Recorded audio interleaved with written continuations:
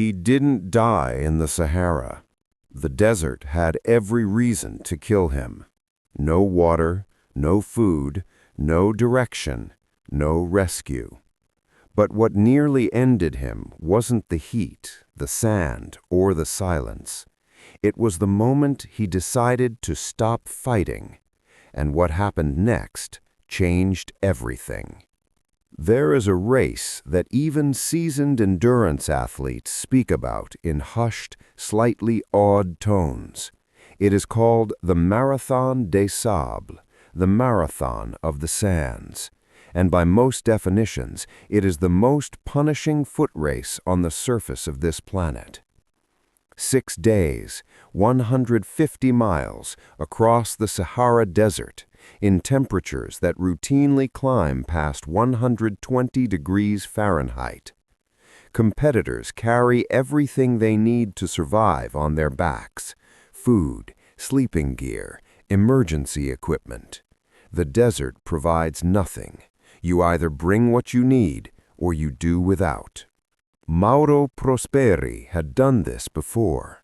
That is important to understand. He was not a tourist, not someone who had stumbled into something beyond his abilities.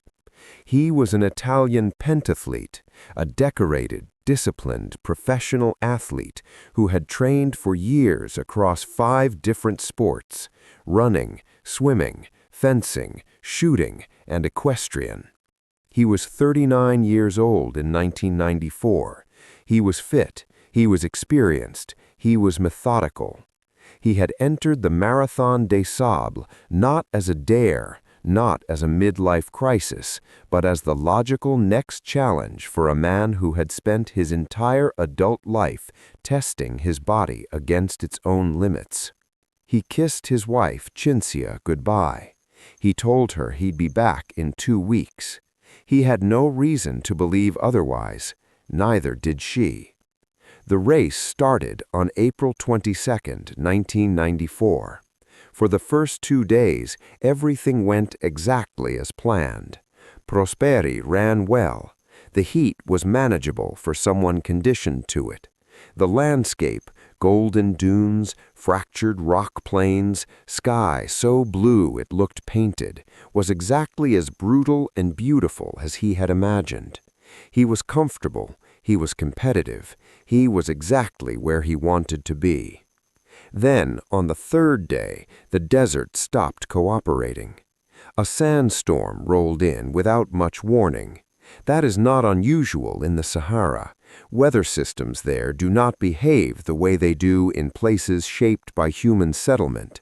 They move faster, shift harder, and care nothing of the plans of the people standing in their path. Within minutes, visibility dropped to nearly zero. The wind screamed. Sand filled every crevice, every pocket, every breath. Competitors scattered. Race officials struggled to maintain order. Bright orange marker flags that lined the route, the only thing standing between runners and the open desert, were torn loose from the ground and swallowed by the storm. Mauro Prosperi kept running. This, too, is important. He did not panic. He did not freeze. He did what trained athletes do. He kept moving, kept his compass bearing as steady as he could, trusted his instincts, and waited for the storm to pass. He had no way of knowing that the wind had shifted his course by several degrees. He had no way of knowing that those few degrees, multiplied across hours of running, would carry him not toward the next checkpoint, but away from it, away from the race, away from everything. When the storm finally settled and the air cleared, Mauro Prosperi looked around at a landscape he did not recognize. There were no flags, no other runners, no signs of the course, just sand stretching to every horizon, flat and silent and indifferent. He checked his compass, he checked his water supply, he made his calculations, and then he made a decision that seemed entirely reasonable at the time. He would walk toward what he believed was the correct direction, and sooner or later he would find the course again. He was wrong, but he didn't know that yet. What he also didn't know, what no one would know for days, was that the storm had carried him not a few miles off course, but deep into the open Sahara, not into Morocco, where the race was being run, into Algeria. He was already in a different country, and he was walking further away with every step. The first thing survival strips away is comfort. The second thing it strips away is optimism. Mauro Prosperi still had both on the morning of day 1 after the storm. He had a small supply of food. The race required competitors to carry enough for the full 6 days. He had water, though not much. He had his compass, his training, his experience. He told himself this was manageable, a temporary problem. Someone would come looking. The race had strict protocols. If a competitor went missing, search parties were dispatched. He just had to stay calm, move sensibly, and wait. He waited. No one came. By the second day, the mathematics of his situation were becoming harder to ignore. The Sahara does not offer shade. The sun at that latitude is not a background element. It is an active, relentless force. It pulls moisture from a human body at a rate that the body cannot easily replace under normal circumstances, and Prosperi was far from normal circumstances. He rationed his water with surgical precision, allowing himself only what was absolutely necessary to keep moving. He moved in the early morning and late afternoon when the heat was slightly less murderous, and he rested during the middle hours in whatever shadow he could construct from his minimal equipment. He found a dry well on the second day. He climbed down into it and found nothing, not water, not even moisture. But at the bottom of the well, where centuries of wind had deposited organic debris, he found bats, small ones, roosting in the shadows. He caught them with his hands in the darkness. He ate them raw. He drank their blood, not with revulsion, with the calm, deliberate focus of someone who understands that the body is a machine that requires fuel, and that the source of that fuel is a secondary concern when the alternative is the machine stopping permanently. He found insects. He ate those too. He found a small amount of moisture trapped in certain rock formations early in the morning before the sun could evaporate it, and he licked it from the stone. He urinated into a cloth and waited for evaporation to leave behind traces of moisture he could wring back into his mouth. Each of these actions, described plainly, sounds almost surreal. In the context of his situation, they were simply rational. He was not giving up. He was doing the opposite. He was doing the arithmetic of survival with everything available to him. Days passed. His water ration ran out. His food supply exhausted itself.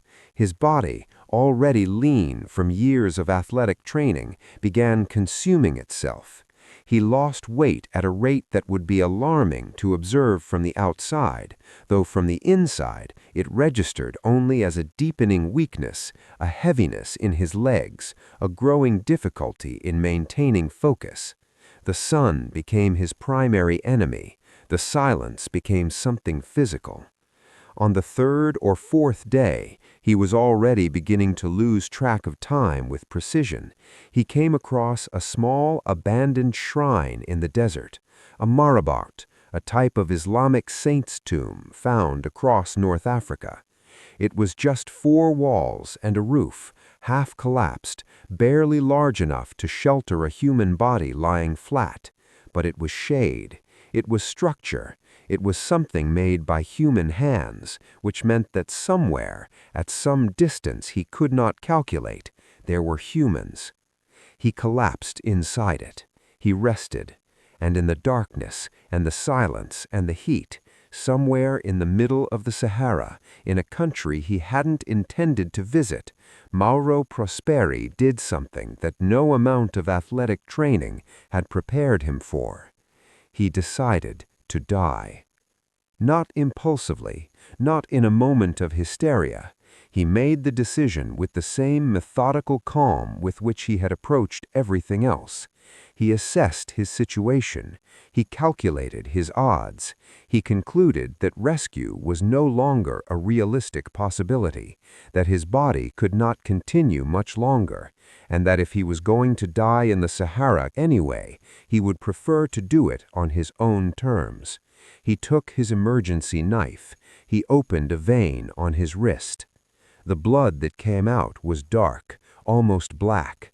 So dehydrated had his body become, so thick and slow was his blood, that it refused to flow properly. It would not kill him quickly enough. And in the pause that followed, the strange suspended moment between a decision and its consequence, something shifted. Something he could not fully articulate later when people asked him about it, except to say that he thought about his wife. He thought about his children. He thought about what it would mean for them to receive news, not just that he had died, but that he had chosen to. He pressed the wound closed with his shirt. He lay back against the wall of the shrine. He let himself sleep. When Mauro Prosperi woke up, he was still alive. That sounds obvious. It was not. Men in his condition, severely dehydrated, malnourished, having lost a significant amount of blood, sheltering in extreme heat, do not reliably wake up. The fact that he did was not a triumph. It was simply a fact. He was alive, which meant he had to make a decision about what to do with that. He chose to walk, not because he had a plan, not because rescue suddenly seemed more likely. He chose to walk because the alternative was lying in that shrine and waiting, and something in him, the part that had trained for years, the part that had kissed his wife and told her he'd be back, the part that had thought about his children in the moment between a decision and its consequence, could not accept passivity. He would move. If he died moving, so be it, but he would not die still. What followed were days that are, even by the standards of extraordinary survival stories, difficult to fully comprehend from the outside. He walked. He foraged. He ate whatever the desert offered, which was almost nothing. He followed dried riverbeds, reasoning that they flowed toward lower elevations, and lower elevations were more likely to support life. He navigated by the sun during the day and the stars at night. He rationed his energy the way he had once rationed his water, with precision, with calculation, with the understanding that every expenditure had to be weighed against its return. There were miracles, though he would not call them that. He found small pools of brackish water in rock formations. He found edible plants growing in dry stream beds. He found more insects. He found once a snake, which he killed and ate. Each discovery was not luck. It was the product of attention. He was watching the desert the way his ancestors had watched forests and fields, as a source, not as a backdrop. The desert had rules. If you understood them, it offered enough to continue. Not comfortably, not without cost, but enough. His body was falling apart around him.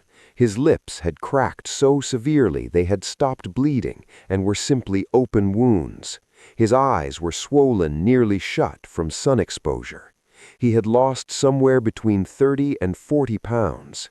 He was hallucinating periodically, not dramatically, not in ways that overtook his perception entirely, but in small intrusions, shapes at the edges of his vision that resolved, when he blinked, into nothing, sounds that had no sources. The desert plays these tricks on every person who spends enough time inside it. He kept a journal. This detail, small and almost absurd against the enormity of his situation, says something important about who Mauro Prosperi was. Even in the Sahara, even dying, he was writing things down, dates, distances, observations. The journal was partly practical, a way to impose order on a situation that resisted it, and partly something else, a record, evidence that he had been here, that he had experienced this, that whatever happened next, these days had occurred, and he had been present for them. On what he calculated to be the 7th day since the storm, he saw something on the horizon that he initially dismissed as another hallucination, a tent, dark-colored, low to the ground, partially hidden by a dune. He stood and stared at it for a long time, not moving toward it, because he had learned by then not to trust what his eyes told him. Then he saw movement near the tent, a person, a child probably, small and quick. He started walking. It was a Tuareg nomadic family. They had been moving through this part of the Sahara on a route they had traveled for generations. They had no reason to expect to find a half-dead Italian pentathlete stumbling across the sand toward them, and the expression on the woman's face who saw him first, as described by Prosperi later, was not fear exactly, but the particular kind of startled recognition that one human shows when confronted by another human in a condition that suggests mortality. She called out. The family gathered. They brought him water. He drank. He was alive. He had been in the desert for 9 days. But here is what Prosperi did not yet know, what would not become clear until the family brought him to the nearest settlement and someone found a map. He had walked nearly 300 kilometers from where the storm had taken him. He was not in Morocco. He was deep inside Algeria. And when word finally reached race officials and then his wife that he had been found, that Mauro Prosperi was alive, Cinzia wept for a long time before she could speak, because she had already been told 2 days earlier that he was almost certainly dead. The helicopter that eventually carried Mauro Prosperi to a hospital in Algeria did not feel like rescue. It felt, by his own account, like acceleration, like being scooped suddenly from the pace of survival and dropped into a world that moved faster than his body currently understood. He was taken to a military hospital. He was treated for severe dehydration, malnutrition, sun damage, and the wound on his wrist. Doctors later said that had he not been found when he was, he would not have survived another 24 hours. He had lost 35 pounds. His liver was damaged. His body, stripped to its absolute essentials by 9 days of extreme survival, required months of careful recovery before it functioned normally again.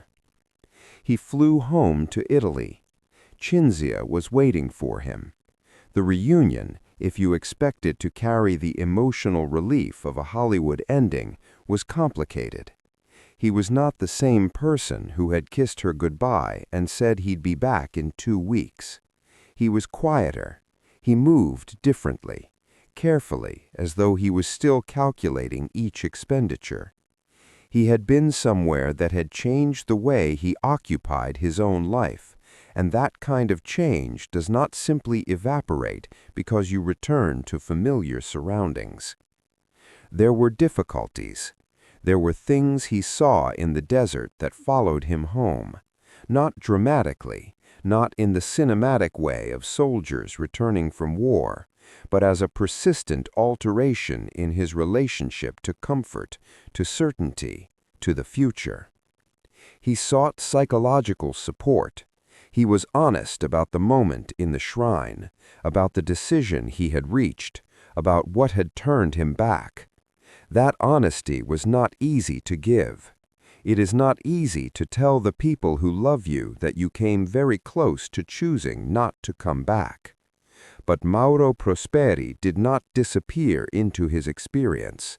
He did something that is, in retrospect, perhaps the most remarkable thing about his story. He went back. Not immediately, not recklessly. He recovered. He trained. He processed what had happened to him with the same methodical focus he had applied to surviving it. And then, over the following decade, he returned to the Marathon des Sables not once, but 5 more times. He finished it. The desert that had nearly killed him became the thing he kept returning to, not because he was seeking to prove something dramatic, but because, as he has said in interviews, the desert was the place where he had most clearly understood himself, the place where every unnecessary thing had been stripped away, and what remained was simply what he was. That is not a comfortable thing to discover about yourself. Most people never have to. Most people move through their lives in conditions comfortable enough that the essential question, what remains when everything is taken away, never presses itself upon them with any real urgency. Mauro Prosperi had that question answered for him by a sandstorm in 1994.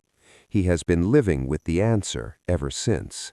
His story resurfaced in the years after the event through interviews, documentaries, and eventually a book. Each retelling added detail. Researchers confirmed the distances he had covered. Athletes who had competed in the same race spoke about how his story had changed their own understanding of what the race could become under the wrong conditions. Race officials quietly updated their protocols. More competitors, better tracking, stricter storm procedures.